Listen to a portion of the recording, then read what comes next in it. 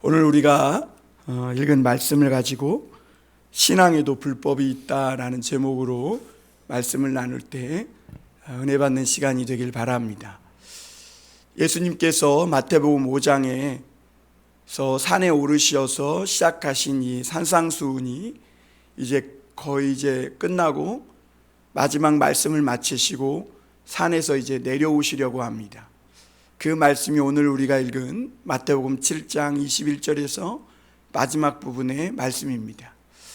예수님이 모든 말씀을 가르치시고 내려오실 때쯤 되면 좋은 말씀, 축복의 말씀을 좀 해주시면 좋을 텐데, 예수님은 사실 마지막 말씀 아닙니까? 어떻게 보면 모든 가르침의 마지막 부분이니까 당부의 말씀이기도 하고 우리 마음과 생각에 각인시켜 주기 위해서 아주 중요한 말씀을 주시는 것일 수도 있어요. 그런데 이 말씀을 보면 축복의 말씀이나 또는 너희가 형통할 거다라는 이런 좋은 어떤 말씀보다는 우리가 예수님을 따르는 이 신앙의 길을 어떻게 따라가야 하는지, 또 우리가 하나님의 신앙생활을 하면서 어떻게 이 신앙의 집을 지어가야 하고 그러기 위해서는 무엇을 경계해야 하는지를 우리에게 가르쳐주고 있어요. 신앙 그러면 좋은 거잖아요. 진리가 있는 거잖아요. 근데 그 안에 불법 그러면 매치가 안 되죠. 신앙과 불법은 매치가 될 수 없는 거예요, 어떻게 보면. 그런데 예수님은 오늘 신앙에도 불법이 있다 이렇게 말씀하세요. 그러면서 우리가 신앙생활하는 것은 마치 집을 짓는 것과 같은데, 이 신앙의 집을 지어갈 때 어떻게 지어야 하는지, 어떤 재료들을 써야 하는지, 그리고 이 집을 지으면서 정말 경계해야 될 것이 있는데 우리가 주의하고 또 삼가 경계해야 될 것이 무엇인지를 오늘 가르쳐주고 있는 것이죠. 과거에는 우리가 최고가 되고 또 실력만 가지고 1등을 하면 막 사람들이 칭찬해 주고 인정해 주었습니다. 그런데 오늘날은 그렇지 않아요. 사방에 보는 눈이 많기 때문에, CCTV가 있고 막 보는 눈이 많기 때문에 성공을 해도 바르게 성공해야 되고 공부를 해도 바르게 공부해야 돼요. 그리고 더 중요한 것은 성공하고 내가 원하는 목적을 이룬 후에는 더 바르게 살아야 돼요. 그러니까 더 진리를 따라서 더 겸손하게 사랑하며 사는 사람이 되어야 한다는 거죠. 그래서 예수님은요, 신앙생활도 똑같이 이렇다고 우리에게 말씀해 주고 계세요. 그러니까 병신도나 이 교회 어린이들이나 청소년들, 청년들이 예수님을 믿은 후에 교회에서 막 마음이 기쁘고 또 은혜가 넘치니까 이런저런 막 봉사를 많이 합니다. 청년들이 고생을 많이 해요, 교회에서. 그런데 이들이 주님 앞에서 봉사하고 섬기는 것은 굉장히 아름다워요. 그런데 하나님의 집에서 봉사하고 또 섬길 때 목사나 어떤 장로나 지도자가 되면 그 하나님의 집에서 일하는 그것이 문제가 달라질 수가 있어요. 왜냐하면 목사나 장로나 권사와 같은 이런 교회 지도자가 되면 하나님의 일을 하면서 하나님을 섬기긴 섬기는데 어느샌가 자기도 모르게 속에 자기 이름을 내고 싶은 그런 욕심, 그리고 그런 것을 통해서 교회를 자기의 주장을 관철시키고 자기의 영향력을 크게 해서 주도권을 잡으려는 이런 마음이 그 마음 속에 들어오게 된다는 거죠. 근데 어린이나 청년들은 그러지 않아요. 그들은 교회에서 일하면서 자기 이름을 내고 자기가 뭔가 영향력을 크게 행사하고 주도권 잡으려 이러진 않아요. 그렇기 때문에 청소년들이나 청년들의 이 섬김은 굉장히 아름답습니다. 목회자들 중에도 그런 사람들이 종종 있습니다. 목회자들 중에도 비상한 열정, 또 특별한 능력을 가지고 세상 사람들의 기준에 보면 되게 성공한 사람들이 있어요. 그런데 예수님은요, 그런 거 인정 안 해준다는 거죠. 그동안 오히려 행한 그 불의, 그렇게 세상적으로 성공하고 그렇게 세상의 기준으로 볼 때 크고 그렇게 큰 일을 한 것처럼 보이기까지 행한 그런 불의, 그런 부정적인 일들을 하나님이 언젠가는 다 폭로해서 결국에는 지옥에서 영원히 고통당할 것이다 라고 주님은 이렇게 말씀하고 있는 거죠. 그런데 사람들이요, 이런 걸 잘 못 깨달아요. 왜냐하면 사람은 아무리 중심을 보려고 노력한다고 하지만 외모를 보기 때문에. 그래서 람보르기니 차를요, 사지도 않고 샀다고 의시되는 사람이 많대. 알고 보면요, 10명 중에 7, 8명은 10중 8구는 다 빌린 거래요. 빌려놓고 샀다 그러는 거예요. 왜? 사람들이 외모를 보니까 람보르기니 샀다 그러면 와, 뭔가 있어 보이고 뭐 그러니까. 그런 거에 사람이 잘 속으니까 사람들이 깨닫지 못하니까 그런 일들이 일어나는 거예요. 그래서 사람들은요, 이런 것이 있음에도 불구하고 외모만 보고 중심을 못 보니까 깨닫지 못해요. 그리고 또 사람들은요, 자기의 죽음이 가까이 왔다고 생각하는 사람은 거의 없답니다. 심지어 병들어 죽기 직전까지도 자기는 조금 더 살 것 같은 생각이 든다는 거죠.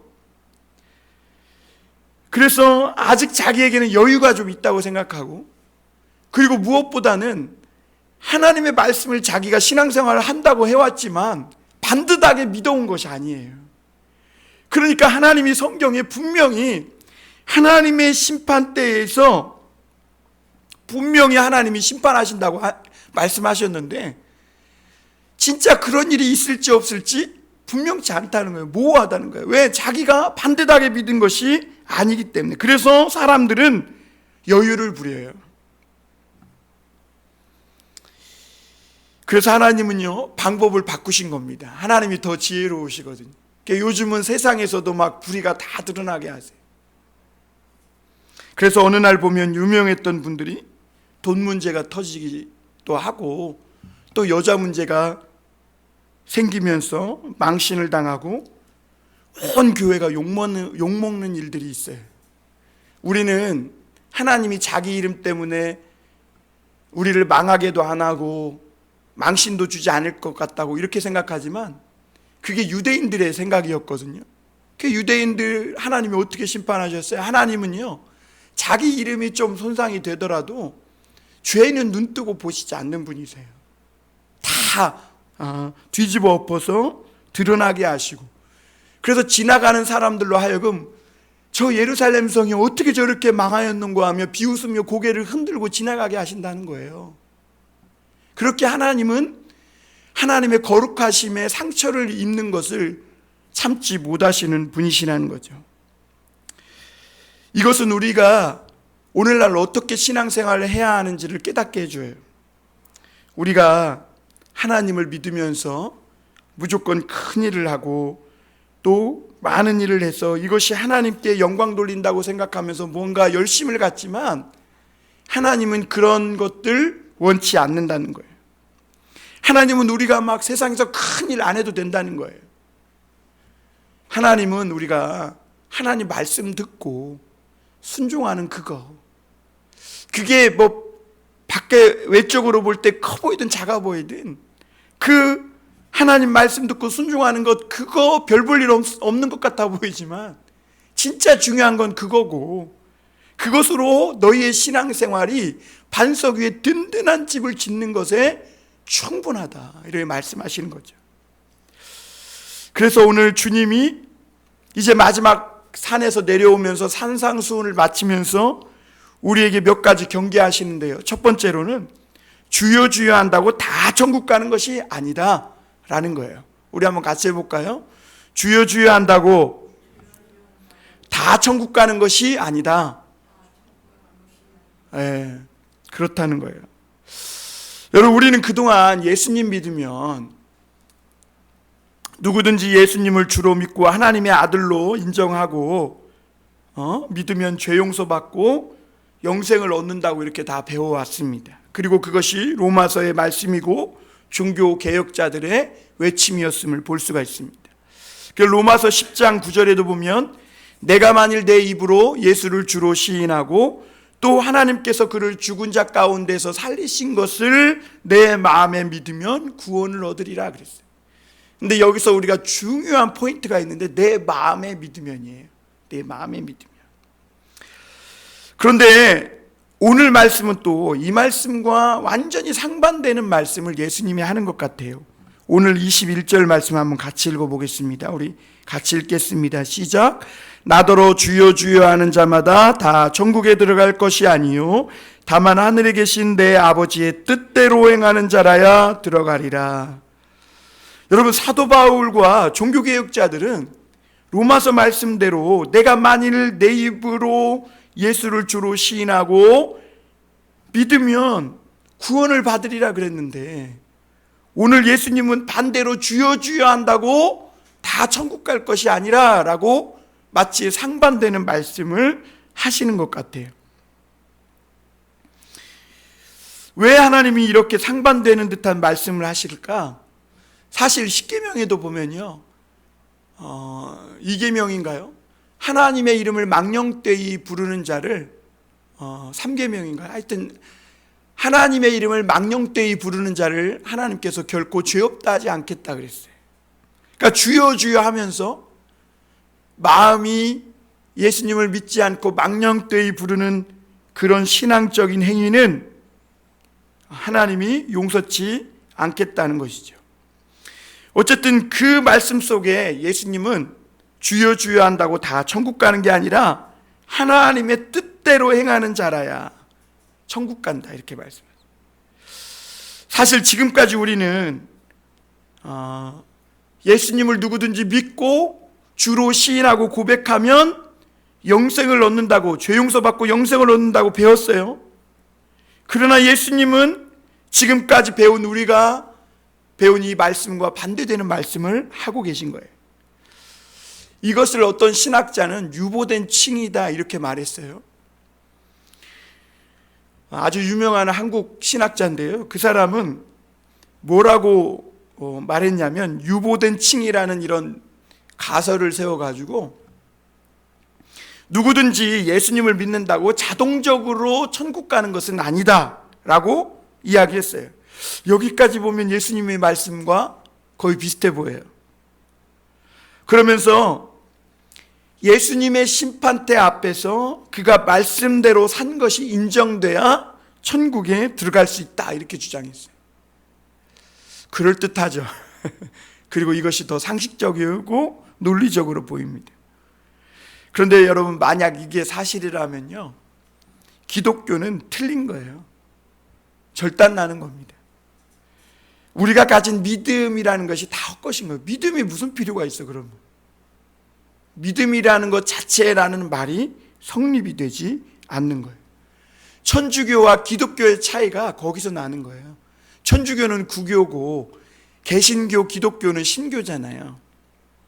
어디서 차이가 나냐면 천주교는, 이 구교는 사람이 심판대 앞에 가기까지 우리 구원이 결정나지 않는다는 거예요. 아직 모른다는 거예요. 그래서 천주교는요, 죽어서 심판받을 때까지 확실치 않기 때문에 이 땅에 살아있는 동안 열심히 기도문 외우고 선행하고 죽을 때까지 끝없이 고해성사를 해야 된다 이렇게 말하고 있는 거예요. 여러분, 만약 우리가 이 땅 가운데에서 예수님을 믿고 마음으로 믿고 의롭게 되는 것이 아니라면 우리 신앙과 믿음은 굉장한 심각한 문제를 불러일으키는 겁니다. 여러분, 누구든지요, 예수 그리스도를 하나님의 아들로 믿고 주로 고백하고 내가 십자가 앞에서 큰 죄인이라는 것을 깨닫고 하나님을 고백하면 다 죄 용서받고 의롭다함과 구원함을 이 땅 가운데에서 받는 겁니다. 이것은 분명한 사실이고 틀림없어요. 그렇게 믿어야 됩니다. 하나님의 구원, 하나님의 의롭다 하심이 유보되는 게 아니에요. 우리가 신앙생활의 기쁨이 여기서 있는 거예요. 우리가 믿음을 가지고 이 땅에서 십자가의 그리스도, 그 예수 그리스도의 십자가를 믿고 죄 용서함을 받을 때 하나님의 자격을 얻고 기뻐할 수 있게 되는 거죠. 그래서 우리 신앙생활의 기쁨이 있는 근거가 여기에 있는 거예요. 만약 우리가 심판대가 가기까지 우리의 구원이 유보됐다, 결정나지 않았다 그러면 오늘도 우리는 믿음 생활하면서 기뻐할 수가 없어요. 무거운 짐을 져야 돼요. 하나님의 구원을 놓치지 않기 위해서 그 심판대까지 가기까지 어떻게 될 줄 모르니까 어떻게 여기서 찬양하고 기뻐하며 신앙생활을 할 수 있겠어요? 그럼에도 불구하고 여러분, 이 문제가요 굉장히 예민한 문제입니다. 왜냐하면 이게 사람의 마음속에 숨은 문제이기 때문에 겉만 봐가지고는 사람을 함부로 판단하기가 어렵다는 거죠. 그래서 이 예를 이렇게 들어보면 쉬울 것 같아요. 어떤 사람이 맨날 인생에 죄만 짓고 살다가 큰 인생의 시련을 만났어요. 그래가지고 예수님을 믿게 되었습니다. 주님의 십자가 앞에 나와 자신이 얼마나 큰 죄인인 것을 깨닫고 진심으로 회개했어요. 그리고 예수님이 내 인생의 주인이라는 것을 고백했어요. 그러면 이 사람은 어떻게 될까요? 어떻게 될 것 같아요? 분명히 구원받고 하나님의 의롭다 하심을 받고 하나님의 자녀가 됩니다. 이 사람의 구원이 심판 때까지 유보되는 게 아니에요. 예수님이 십자가에 달려 죽으실 때 그때 한쪽 편에 있었던 강도처럼 내가 오늘 나와 함께 낙원에 있으리라 하신 주님 말씀대로 이 사람은 죽어서 심판대 앞에 이르지 않아도 지금 주님의 선포대로 이 사람은 그것을 믿을 때 구원받는 것이 틀림이 없는 거예요. 그런데 반대로 어떤 사람들은 어려서부터 기독교 집안에서 자란 거예요. 그래서 은연중에 자기 몸에는 세상의 어떤 거짓말하고 부정하고 또 어두운 뒷골목 문화나 또는 술 먹고 막 이렇게 흥청망청 사는 이런 문화가 싫은 거예요. 그게 기독교의 깔끔하고 깨끗한 문화가 좋은 거죠. 그래서 교회에 와서 그런 친구들과 어울리고 예배드리고 그래서 늘 설교도 듣고 그렇게 자랐어요. 그러니까 자신은 그냥 저절로 예수 믿는구나 그렇게 자신이 생각하고 있는 거예요. 자기도 잘 자신을 모르는 거죠. 그리고 또 이런 사람들은요, 성격도 또 긍정적이어 가지고 일도 잘하고 또 뭔가 열심히 노력하는 스타일이에요. 그래서 성공해요. 그리고 교회에서도 막 지도자가 됩니다. 그런데 이 사람에게 결격 사유가 있는데 그게 뭐냐면 예수님의 십자가 앞에서 자신이 한 번이라도 하나님 앞에 큰 죄덩어리가 있는 죄인이라는 것을 심각하게 생각해 본 적이 없는 거예요. 그리고 하나님의 십자가 앞에 진심으로 무릎 꿇고 회개한 적이 없는 거예요. 주님, 나는 정말 큰 죄인이라고. 나는 이 큰 죄덩어리로 말미암아 지옥 갈 만한 죄인밖에 안 된다고 진심으로 고백하거나 회개한 적이 없는 거예요. 누가 구원받은 사람일까요? 정말 함부로 쉽게 판단하기 어려워요. 예민한 문제예요. 그런데 여러분, 사람은요, 이 마음속에 있는 숨은 아주 미세한 파장까지 다 숨길 수 있는 존재는 아니에요. 그 사람의 마음에 무엇이 있고 그 사람이 마음속으로 무엇을 믿고 있느냐가 이 작은 파장, 그 진동이 나타나게 돼 있어요. 그래서 잠언서에 보면 그 사람의 생각이 어떠하면 그 위인도 그러하다 그랬거든요. 그러니까 우리가 믿고 생각하고 마음에 붙들고 있는 것이 무엇이냐에 따라서 그 파장이, 삶의 아주 미세한 파장이 다른 겁니다. 그래서 예수님은요, 예수님을 내 주님으로 영접한 적이 없는 사람은 입으로는 주여 주여 해요. 그런데 이런 사람들의 특징이 뭐냐면 행위로 무언가 일로 자기의 의를 지키려는 아주 예민한 무언가 숨길 수 없는 그런 파장이, 행동들이 그에게 나타나는 것을 볼 수가 있습니다. 그래서 이런 사람들은요, 끊임없이 일합니다. 그것도 큰 일은 자기가 맡아서 하려고 하고 그런 걸 좋아해요. 물론 좋은 의도로 하죠. 좋은 의도로.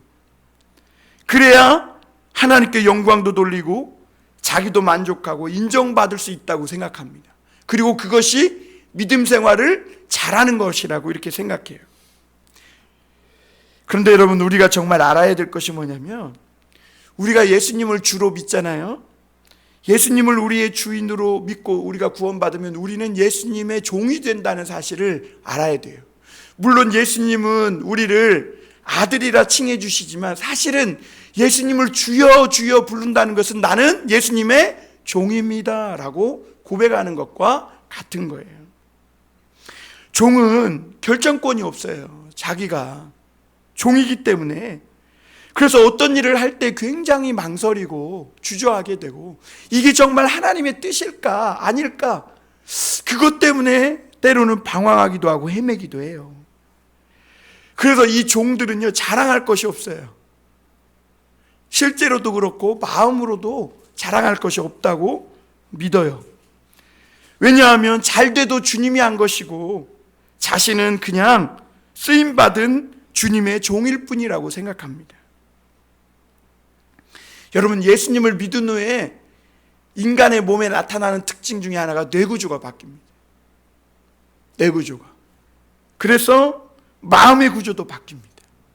마음의 구조도. 이전까지, 예수님을 믿기 전까지는요, 어떤 일들을 행하면 다 내가 한 것이고 다 내가 훌륭한 사람이라고 생각해서 이렇게 큰일을 했다고 생각하지만, 예수님을 믿으면 뇌구조가 바뀌고 마음의 구조가 바뀌어요. 그래서 이것이 내가 한 것이 아니라고, 입으로만 떠드는 게 아니라 실제로 그렇게 믿어진다는 거예요. 그래서 겸손하고, 그리고 더욱더 하나님을 의지하게 되는 거예요. 그런데 반면 어떤 사람은요, 예수님을 주라고 분명히 고백하긴 해요. 그런데 끝까지 자기가 주인처럼 사는 사람이 있어요. 끝까지 자기가 주인이야. 한 번도 예수님에게 주인 자리를 내준 적이 없어요. 그래서 자신이 다 결정합니다. 자신이 밀어붙입니다. 그래서 성공도 해요. 그러나 주님은 오늘 뭐라 그래요? 너는 내 종이 아니다. 너는 한 번도 내게 물어본 적이 없다는 거예요. 그리고 너는 한 번도 내 음성을 들은 적도 없다는 거예요. 내 말을 듣고 내게 물어보고 내 말을 들은 적도 없고, 모든 것을 다 내가 결정했기 때문에, 그리고 내가 결정해서 했기 때문에 너는 내 종이 아니라. 네가 언제 주님께 물어본 적이 있느냐라는 것이죠. 그래서 예수님은 주여 주여 한다고 다 천국 가는 것이 아니요 라고 말하고 있는 거예요. 예수님을 정말 주님이라고 우리가 믿는다면 종처럼 살아야 된다는 거예요. 그리고 무슨 일을 해도 자랑할 것이 없고 주님이 다 시켜서 한 것이기 때문에 그 사람이 그냥 외모로 볼 때는 좀 시원찮은 사람같이 보이기도 한다는 거예요. 여러분, 예수님을 주라 부르면서 모든 것을 다 자신이 하면 그 사람은 자신이 주인이고 종이 아닌 거예요. 이런 사람들의 특징이 뭐냐? 일을 중요하게 생각하고요, 어떤 큰 일을 성공시키기 위해서 수단과 방법을 가리지 않아요. 하나님의 일을 하는데 무슨 세상의 법이 무슨 대수냐라고 하면서 하나님의 권위를 내세우면서 세상의 법을 무시하고 그냥 밀어붙여서 자기가 원하는 그런 목적을 이뤄요. 그래서 큰 건물도 지어요. 제가 아는 어떤 시골의 어떤 권사님은 자기가 이 교회 건축하는데 남편이 면장이어가지고 면장으로 은퇴했거든요. 그러니까 그 면에 자기 후배들이 다 포진해 있을 거 아니에요. 그러니까 건축이 안 되는 상황이에요. 그런데 그 면장님의 파워를 이용해가지고 분명히 법으로 안 되는 일인데 밀어붙여가지고 그 건물을 건축했다고 자랑을 해요. 이런 식이라는 거죠. 그래서 이런 사람들은요, 하나님의 일인데 이러면서 세상 법을 무시하고 수단과 방법을 가리지 않고 큰 건물을 짓고 많은 사람을 모아가지고 막 주님 앞에 막 큰 행사를 하는 것처럼 이렇게 보입니다. 그런데 여러분, 이런 사람들의 머릿속에는요, 하나님에 대한, 또 하나님의 말씀에 대한 관심이 1도 없어요. 그 사람들은 오롯이 일, 큰 교회, 성공하는 거, 많은 사람, 이런 거에만 집중해 있음을 보게 됩니다. 물론 좋은 의도로 하나님이 영광 받겠지 하지만 주님은 그런 사람들을 통해 향해 너는 내 종이 아니라 하세요. 진정으로 예수님을 주인으로 삼는 사람은 그런 일이나 어떤 겉으로 드러나 보이는 이런 것보다 하나님에 대해, 하나님의 말씀에 대해 관심을 갖는다는 거예요. 여러분, 하나님께 대해 관심을 갖는다는 것은 뭐냐면 곧 하나님의 말씀에 관심 갖는 거예요. 여러분, 하나님 말씀, 그러니까 말씀을 잘 들어야 돼요. 정신 차려서. 왜냐하면 하나님의 말씀은요, 집중해서 듣지 않으면 놓쳐버리거든요. 죄악으로 물들어 있고 오염되어 있는 인간이 하나님의 말씀을 듣는다는 게 쉬운 일이 아니에요. 그걸 분별해서 듣는다는 게. 우리는 인간이라 사실 세상에서 큰 일도 하고 싶고 그걸 통해서 내가 막 중요한 사람도 되고 싶고 유명해지고 싶기도 해요. 한 번 태어난 인생인데 뭐라도 좀 하고 가야 되지 않나, 이런 생각이 드는 것이 솔직한 인생이죠. 그러나 우리 안에 계신 성령님은요, 계속 뭐라고 말씀하냐? 그러지 말라, 그러지 말라. 그것은 하나님이 기뻐하는 것이 아니라, 이렇게 말씀해주세요. 그래서 포기하고 내려놓고 뒤로 물러날 줄도 아는 것이죠. 세상의 기준을 가지고 보면 큰 일을 하고 큰 행사를 이루고 많은 사람을 이끌고 추종을 받으면서 종교 생활하는 것이 큰 믿음의 사람이고 마치 큰 하나님의 능력의 종처럼 그렇게 보여집니다. 그러나 주님은 뭐라고 합니까? 그렇다고 다 천국 가는 게 아니다. 여러분, 천국 가고 싶어요? 세상에서 유명해지고 모든 영광 받으면서 뭔가 조금 잠깐 동안 떵떵거리고 살다가 지옥 가고 싶어요? 여러분, 믿는 바를 분명히 하시길 바랍니다. 그리고 이런 사람들이 자주 쓰는 말이 있는데 뭐냐면 하나님의 뜻이라는 거예요. 이 하나님의 뜻이다 이러면 껍벅 죽잖아요, 우리가. 자기가 마치 하나님과 일심동체인 것처럼 하나님의 뜻이다. 그리고 어떤 일을 해놓고 수단과 방법을 가리지 않고 막 법도 무시하면서 이뤄놓고 이것을 하나님이 하셨다 이래. 야, 그러면 사람들이 우와 하면서 막 추종해. 참 놀라운 일들이 세상에 벌어집니다. 그런데 하나님의 말씀을 보면요, 하나님은 그런 뜻을 가진 적이 한 번도 없어요. 말씀 읽어보세요. 그런 일을 하라고 시킨 적도 없어요, 우리에게. 그런 것들은요, 우리 인간들이 자기의 야망과 자기 욕심을 위해 한 것이라고 주님은 분명하게 정의를 내리세요. 여러분, 세상에 많은 길이 있지만 우리가 믿음의 길에서만은 실패하지 않아야 되지 않겠습니까? 그러기 위해서는 우리가 이 세상에서 성공, 어떤 일 중심이 아니라 하나님 말씀을 듣고 그 말씀을 마음에 새기는 그런 삶을 중심으로 신앙생활을 해야 돼요. 그래서 예수님은 성령이 있는 자는 귀를 열어서 들으라고 말씀하는 거예요. 귀 있는 자는 성령이 하시는 말씀을 들어라. 여러분, 우리 신앙생활에 가장 중요한 신앙생활의 기본 중에 기본이 뭐냐? 반석 위에 집을 짓는 것이 뭐냐? 하나님의 말씀을 듣고 그것을 듣는 걸 좋아하고 그리고 거기에 순종하며 사는 거예요. 이것보다 더 크고 그것 외에 더 이상 어떤 것을 주님이 원치 않으세요. 다른 사람이 유혹하기 전에 이미 죄가 우리 안에 들어와 있다는 걸 여러분 잊으시면 안 돼요. 우리가 예수님을 믿지만 아직도 우리 안에 죄가 들어와 있어요. 그리고 여러분 주위를 둘러보세요. 우리 주위에 죄가 꽉 차 있습니다. 이 죄는 아무리 떼려고 해도 굉장히 집요하기 때문에 특히 막 욕심부리고 큰 거 좋아하는 사람들에게 착 달라붙습니다. 그런데 사람들은요, 외모만 보고 중심을 모르기 때문에 겉으로 드러난 어떤 큰 열매, 큰 이런 걸 보면 좋아합니다. 칭찬합니다. 그러나 하나님은 안 속는다. 천국에 못 들어간다. 진정으로 거듭난 자의 특징은 어떤 사람입니까? 말씀 듣는 걸 정말 소중히 여깁니다. 어떤 사람은 드라마, 시리즈 보는 걸 소중히, 삶의 일상에 그런 것도 필요하지만, 그러나 여러분, 우리 인생이 진지해질 때는 하나님의 말씀 듣는 걸 정말 소중히 여긴다는 거예요. 그래서 말씀을 못 들으면 마치 목마른 사슴이 헐떡거리듯이 그렇게 하나님의 말씀 듣기를 사모하게 된다는 거죠. 그것이 영접한 사람의 특징이라는 거예요. 파장이라는 거예요. 여러분, 이 세상을 우리가 살아가는 것은요, 살얼음판과 같다는 거예요. 왜? 요즘 죄가 우리 주변에 너무 꽉 차 있다는 거예요. 그래서 요즘요, 기업하는 사람도 정치하는 사람도 재벌들도요, 살금살금 걸어가요. 막 걸어가지 않아요. 자기가 뭐가 확신이 좀 섰다고 해서 막 함부로 걷지 않아요. 그러다가 빠져 죽는 일들이 요즘 너무 많이 일어나고 있기 때문에 그래요. 여러분, 예수님 당시 예수님의 12제자 중에 가룟 유다가 있었잖아요. 그런데 우리는 이 가룟 유다를 다 배신자요, 이 못된 놈이라고 다 알고 있어요.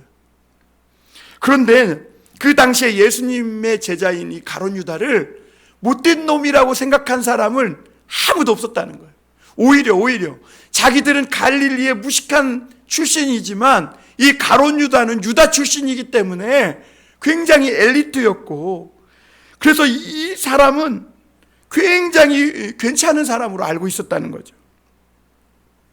그리고 가룟 유다가 얼마나 정의로운 사람이었냐면, 어떤 여자가 예수님께 막 값비싼 향유를 갖다 부어요.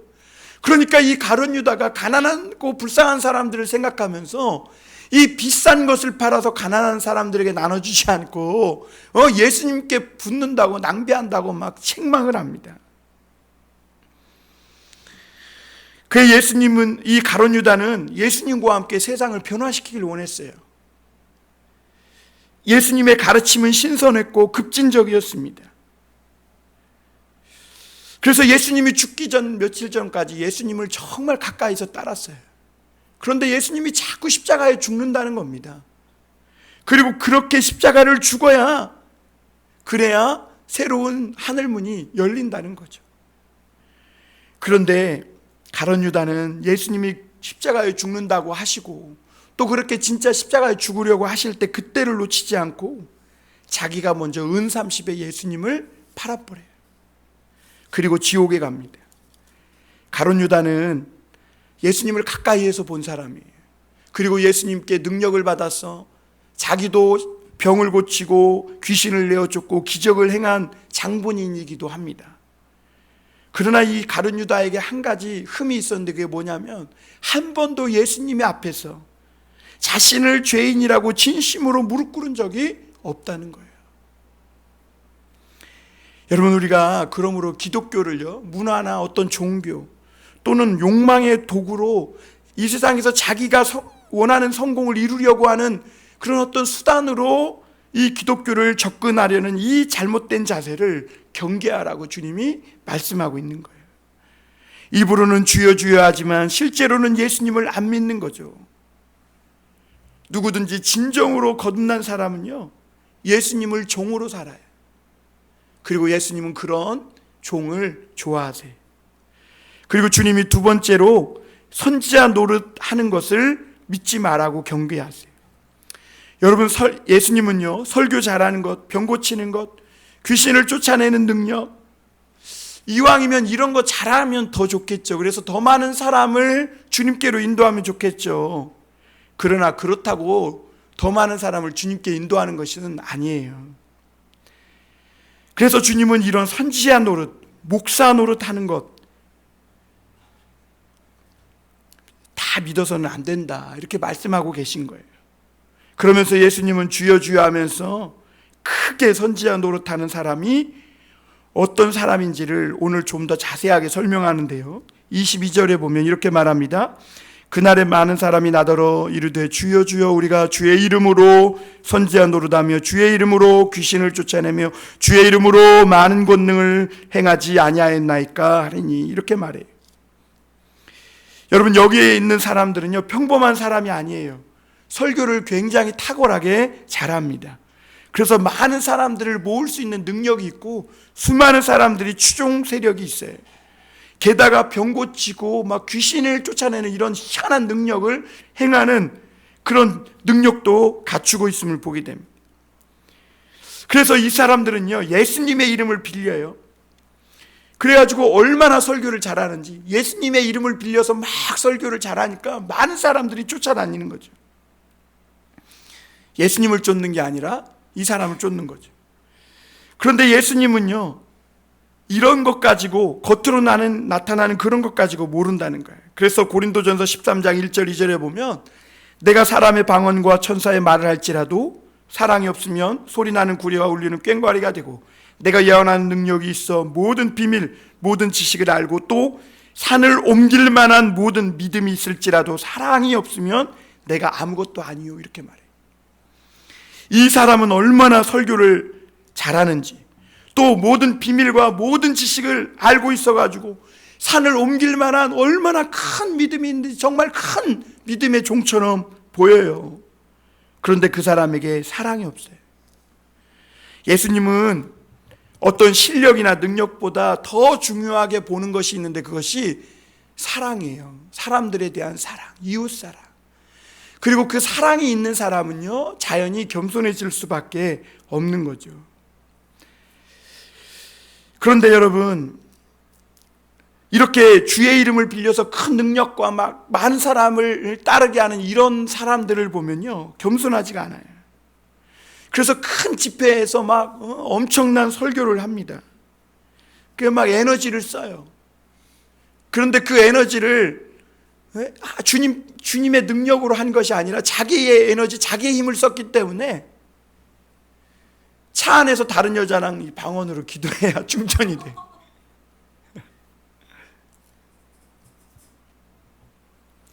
그리고 이런 사람들이요, 이름 내는 큰 모임에 절대 빠지지 않습니다. 감투를 좋아합니다.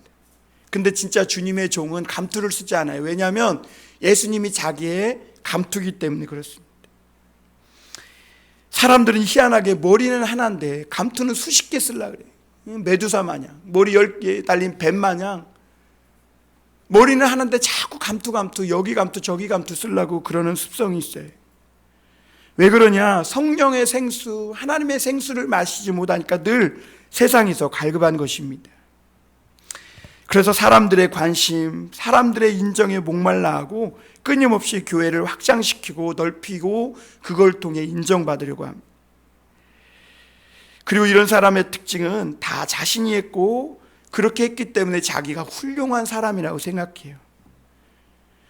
진정한 주님의 종은 반대로 자신이 한 것이 없어요.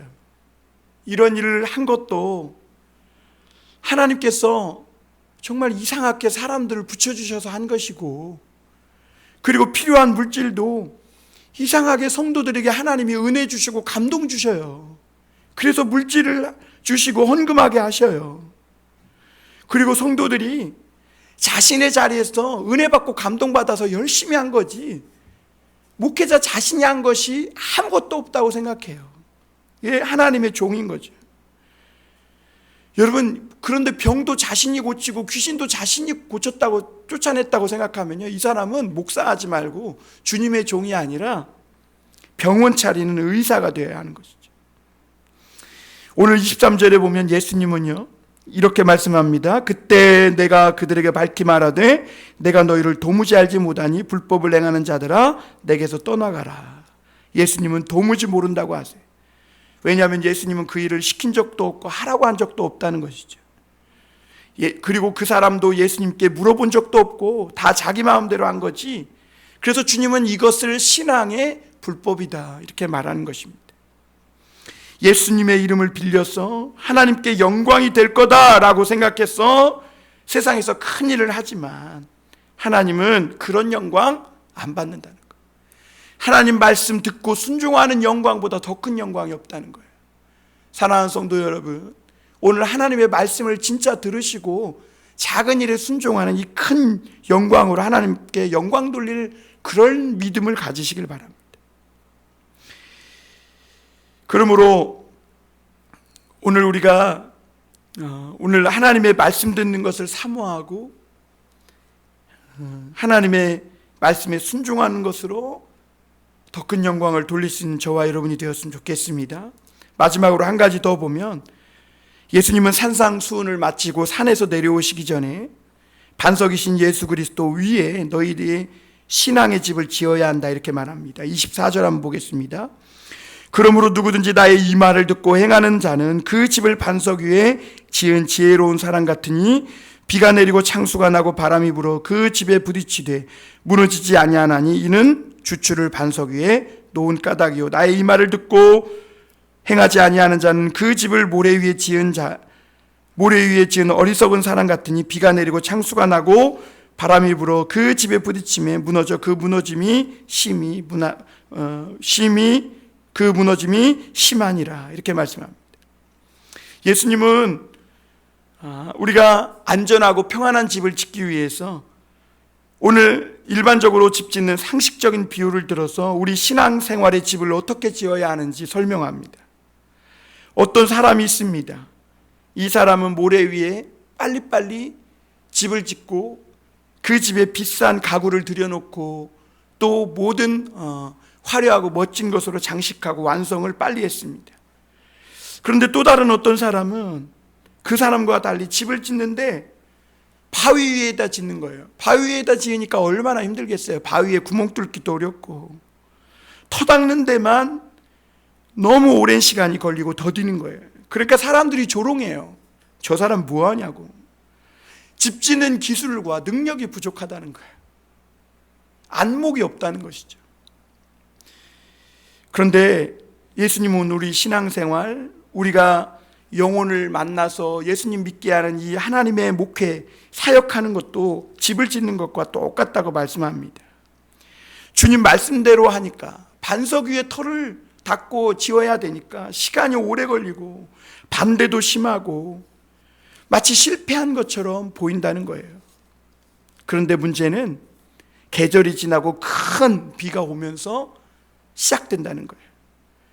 바람이 불고 비가 내리고 창수가 나면, 홍수가 나면, 그래서 엄청난 죄악의 물이 쓰나미처럼 몰려오면 모래 위에 지은 사람의 집은 겉은 값비싼 물건과 화려한 치장으로 가득하지만 한순간에 순식간에 무너져 내려가고 그 집에 있던 사람도 다 떠내려가 죽는다는 거예요.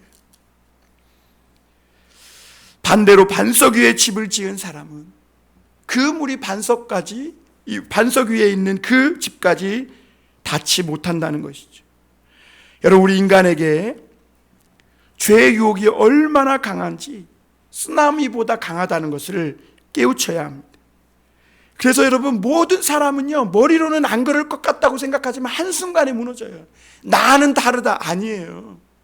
머리로는 지금 다 이길 것 같아. 특히 지금 은혜 받고 나에게 막 믿음이 막 일어나고 그러면 어떤 상황이 와도 나는 다 견디고 이길 것 같아. 그러나 여러분, 죄의 쓰나미가 오잖아요. 다 무너집니다. 다 무너져. 죄악의 유혹이 창수처럼 몰려오고 있기 때문에 주님은 지금 너희가 더디더라도 반석이신 이 예수 그리스도 위에 말씀으로 더디더라도 한 땀 한 땀 그 집을 지어야 한다 말씀하고 있는 거예요. 오늘날 사람들은 하나님의 심판대가 멀리 있고 또 죽은 후에 있는 것이라고 생각해서 여유를 부리고 꾀를 부리며 신앙생활해. 하나님은 그러니까 우리의 지혜를 넘어서 이제 세상을 바꿔놓으신 거예요. 남모르게 행한 불의, 불법, 작은 실수, 허물들 이제는 다 드러나게 하셔가지고 모든 사람들이 다 알게 하셔요. 그래서 개인도 기업도 어떤 재벌도 아무리 돈 많은 재벌도 권력가도 한순간에 무너져. 요즘은 여러분 두려워해야 합니다. 살얼음판이에요. 교회는 성전을 짓는 곳입니다. 한 영혼 한 영혼을 예수님 믿게 하고 하나님 말씀, 깊은 말씀, 순수한 말씀, 정말 순결한 말씀을 잘 가르쳐서 한 영혼 한 영혼이 성숙한 그리스도인이 되어 하나님의 아름다운 성전을 지어가야 합니다. 그것이 사역이에요. 이러기 위해서는요, 하나님의 말씀과 기도, 성령의 은혜면 충분하다는 겁니다. 세상의 이론, 인간적인 경영 다 필요 없다는 거예요. 교회 안에 영웅도 필요 없어요. 목회자, 영웅 같은 목회자도 필요 없고, 영웅 같은 장로와 그런 사람도 필요 없고, 유명한 연예인이나 정치가도 필요 없어요. 반대도 있고 성장도 더디지만, 오늘 우리가 이러한 뜨거운 떼약볕이 내리쬐는, 이런 죄악의 떼약볕이 내리쬐는 이 세상 한복판에 우리가 살아가고 있는 것 같지만, 그러나 그곳에서 하나님의 말씀을 가르치고 그 말씀대로 따라 순종하며 살면 반드시 하나님의 기도가 응답되고 성령의 능력이 나타나기 시작합니다. 그래야 성도들이 교회를 신뢰하게 되고, 교회는 사랑의 공동체가 되고, 이 교회 안에서 병자들이 치유되고 하나님의 역사가 나타나고, 교회는 기적의 공동체가 되기 시작하는 것입니다. 교회는 기업도 아니고 학원도 아니고 극장도 아닙니다. 세상의 방법으로 크게 만들 수도 있을 거예요. 그러나 그렇게 하면 나사렛 예수, 부유하신 자로서 가난하게 되시고 높으신 자로서 낮아지신 그 예수의 능력을 잃어버리는 교회가 되는 거예요. 우리 모두 주님의 종이 되는 참 믿음, 거듭난 그런 주님의 사람들이 되었으면 좋겠습니다. 예수님이 우리의 삶에 모든 것을 그러면 다 책임져 주십니다. 그러므로 오늘 우리가 묵묵히 이 아름다운 성전을 하나님의 말씀으로 한 땀 한 땀 지어 올려가면서 이 성령의 능력이 나타나는 교회, 젊은이들이 미래를 찾고 그들의 미래가 열리는 봉담 선한 목자교회, 하나님의 사랑이 넘치는 봉담 선한 목자교회의 사랑의 공동체, 병자가 치유되고 고침받는 하나님의 역사와 기적이 나타나는 이런 공동체가 될 수 있기를 우리 기도해 하시는 저와 여러분이 다 되시기를 주님의 이름으로 축원합니다. 기도하겠습니다.